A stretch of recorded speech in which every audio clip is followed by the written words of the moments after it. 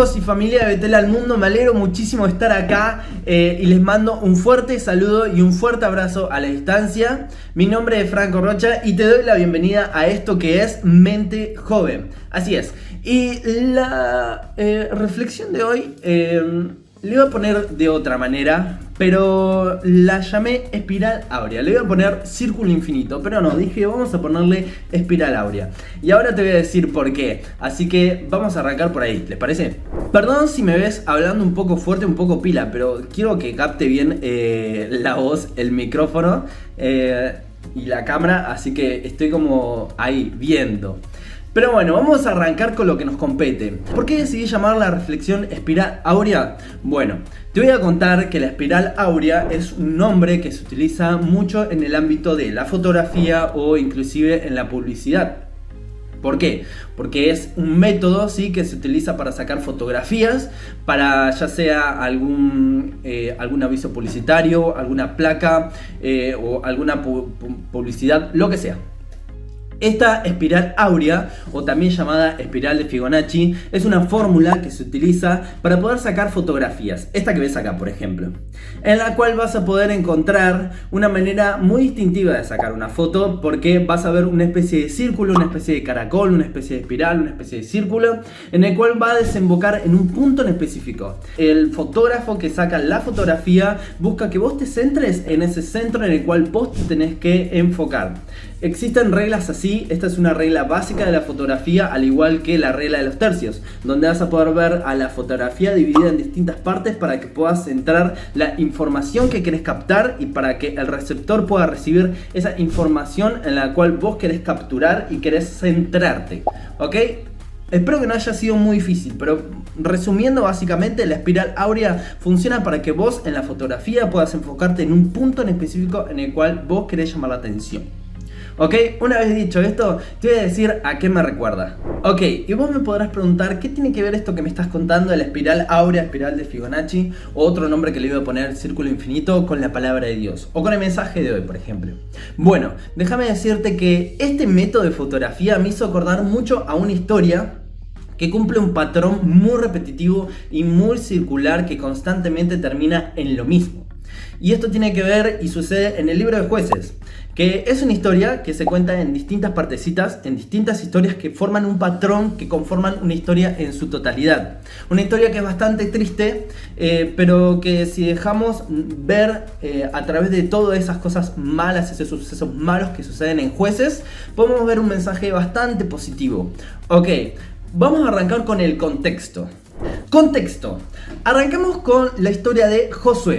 Josué era este gran líder que había sucedido a Moisés luego de haber liberado al pueblo de Israel de las garras de Egipto. Lo que había hecho Josué es poder terminar con ese trabajo que había arrancado Moisés, que era introducir al pueblo de Israel a la ciudad prometida, esa ciudad que Dios le había prometido a su pueblo.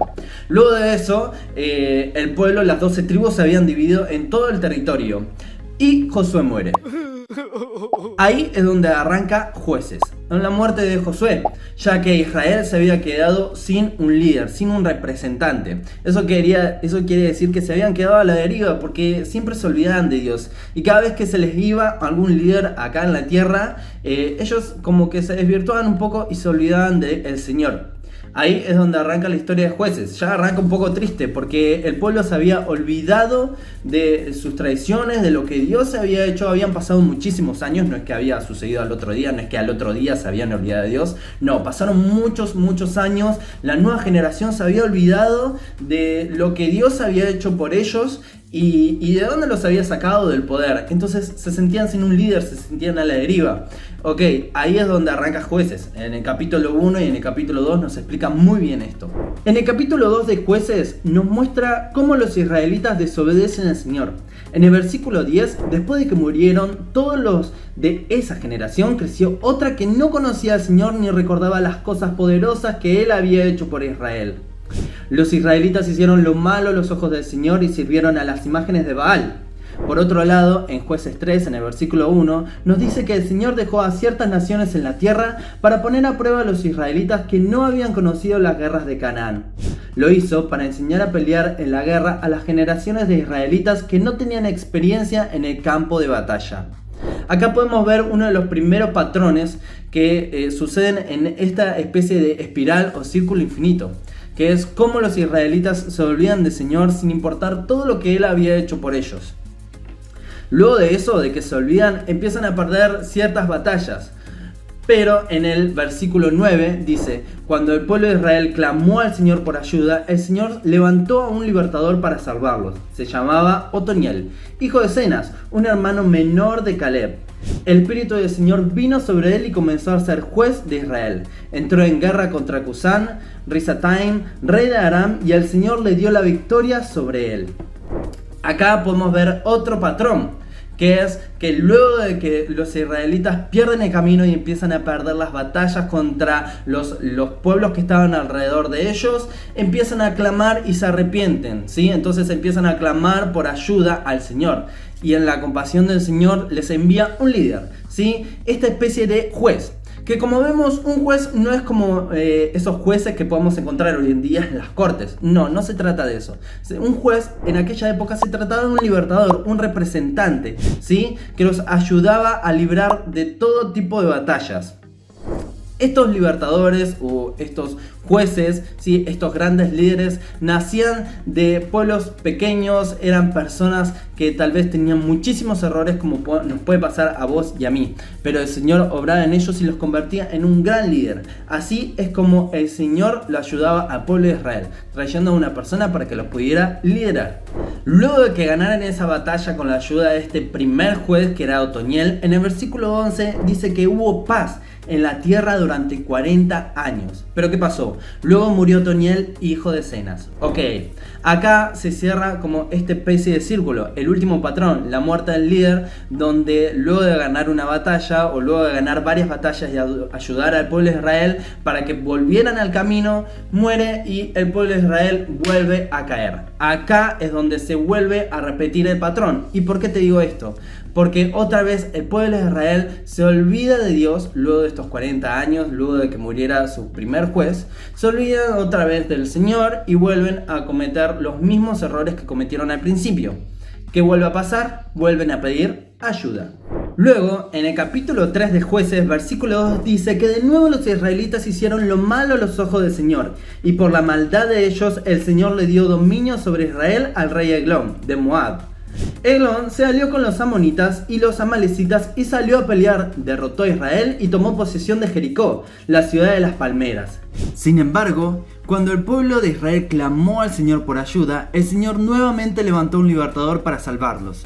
Se llamaba Ahod, hijo de Gera, quien era un hombre zurdo de la tribu de Benjamín. Los israelitas enviaron a Ahod a entregar el dinero del tributo al rey Eglón, de Moab. Acá volvemos a ver el mismo patrón, donde el pueblo se olvida de el Señor, ¿sí? Cometen un error, piden perdón y claman por ayuda. El Señor en su compasión los vuelve a ayudar y envía a un segundo juez. Este era Ahod, ¿sí? En este momento Ahod también vuelve a liberar al pueblo de Israel, vuelve a ayudarlos y vuelven por el mismo camino en el cual se habían perdido. Pero otra vez vuelve a pasar lo mismo luego de que Ahod muere. Este patrón sucede constantemente en el libro de Jueces, ¿sí? Como te conté, la primera historia en el primer juez que fue Otoniel, en Ahod, esta historia se repite una y otra vez. Hay muchísimos jueces que pasan, como por ejemplo tenemos a Sangar, hay mujeres como Valiente Débora, pero a medida que pasa el tiempo, estos jueces también van cometiendo errores y van cayendo en la misma piedra que cae Israel. Tenemos a Gedeón con sus dos hijos, Amidolech, Jotam. Tenemos a Tolab, Jair, Elón, Abdog, Jefté, inclusive hasta Sansón, que seguramente lo podrás conocer como ese muchacho que tenía super fuerza, pero que aún así él también comete errores y se olvida del Señor. Y entonces el Señor, cuando él se arrepiente, también le da la fuerza suficiente para matar a los enemigos más de lo que había hecho en su vida. Aún así, en ese error el Señor se ve glorificado, porque le da la victoria para salvar al pueblo de Israel. Y a veces me pongo a pensar qué tan lejos estamos de esta espiral y este círculo infinito que le sucede a Israel, de olvidarse de los caminos del Señor, arrepentirse cuando se encuentra en lo más profundo. El Señor en su amor infinito envía una ayuda, le da la victoria al pueblo de Israel y se encuentra en esa paz, pero en esa paz se vuelven a olvidar del Señor y vuelve a comenzar ese círculo. ¿Cuán lejos estamos de ser ese pueblo que se olvida o esos jueces que a veces cometen errores, ¿sí? Esos representantes que a veces no hacen lo correcto? ¿Cuán lejos podemos estar de eso? El libro de Jueces, a mi parecer, es una de las historias más tristes que hay en la Biblia, que nos cuenta cómo constantemente el pueblo de Israel tropieza con esa misma piedra una tras otra y se repite un patrón muy pero muy triste. Pero a pesar de eso, y a pesar de todo ese escombro y esa tristeza, creo que hay un destello de luz y se puede recalcar una enseñanza muy importante que el Señor nos quiere dejar, y es que Él nunca nos va a abandonar, nunca pero nunca, porque lo hizo con el pueblo de Israel. A pesar de que se equivocaba y se olvidaba de Él, el Señor siempre estaba ahí para apoyarlos y ayudarlos, enviándoles un libertador para que los pudiera liberar de todas sus batallas. A pesar de eso y no obstante, es importante que, sin embargo, el Señor va a estar ahí siempre para ayudarnos. Nosotros tomemos las riendas para poder salir de ese círculo infinito de constante error, ¿sí? No es fácil, no es una tarea fácil salir de ese laberinto, pero creo que con esfuerzo y dedicación, con mucho amor, día tras día, de poder enfocarnos en el Señor y lo que Él quiere para nosotros, vamos a poder salir victoriosos de cada una de esas batallas de las cuales podemos salir perdiendo.